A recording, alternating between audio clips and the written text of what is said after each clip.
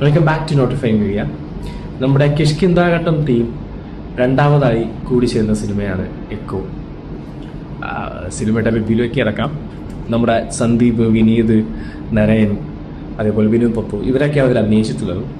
സന്ദീപാണ് ഇതിലെ ഒരു മെയിൻ നായക കഥാപാത്രം കൈകാര്യം ചെയ്യുന്നത്. സിനിമ നമ്മൾ കിഷ്കിന്താഘട്ടം ബന്ധപ്പോൾ നമുക്കുണ്ടായിരുന്നൊരു ഫീൽ ഉണ്ടായിരുന്നല്ലോ, ഒരു ഫ്രഷ്നെസ്. ആ ഒരു ഫ്രഷ്നെസ് ഈ പടത്തിലുണ്ട്. ഭയങ്കര ഒരു ഫ്രഷ് സാധനം. അത് സ്ക്രീൻ പ്ലേയിലാണെങ്കിലും ഡയറക്ഷനിലാണെങ്കിലും ക്യാമറ ആണെങ്കിലും സൗണ്ട് ആണെങ്കിലും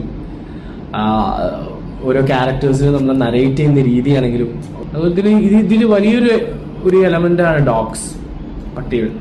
അത് അവരുടെ ഇമോഷൻസും അതേപോലെ അവരുടെ ഒരു ശക്തി എന്താണെന്ന് നമുക്ക് ഈ സിനിമ കണ്ടിരിക്കുമ്പോൾ നമ്മൾ ആലോചിച്ചു, ഈ ഒരു അവസ്ഥയിൽ നമ്മളായിരുന്നു പോയി പെട്ടിരുന്നെന്നുണ്ടെങ്കിൽ എന്തോ അവിടുത്തെ അവസ്ഥ എന്താവും എന്നൊക്കെയുള്ള രീതിയിൽ നമ്മൾ ചിന്തിക്കും. അത്രയും ഡോഗ്സ് എന്ന് പറഞ്ഞാൽ ഭയങ്കര എന്താ പറയാ, അത് ആ സിനിമ പോയി കാണുമ്പോൾ നമുക്ക് മനസ്സിലാവും.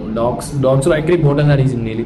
അതേപോലെ ഡയറക്ഷൻ ആണെങ്കിലും ഒന്നും പറയാനില്ല. ഒരു കിഷ്കിന്താഘട്ടം ടീമിന്റെ രണ്ടാമത്തെ സിനിമ എന്ന് പറയാൻ തന്നെ നമുക്ക് പ്രൗഡായിട്ട് പറയാൻ പറ്റുന്നൊരു സിനിമയാണ്. അപ്പോൾ എല്ലാവരും ഈ സിനിമ തിയേറ്ററിൽ തന്നെ പോയി വാച്ച് ചെയ്യണമെന്നാണ് ഞാൻ പറയുന്നത്. ഒരു രക്ഷയില്ലാത്ത പടമാണ്.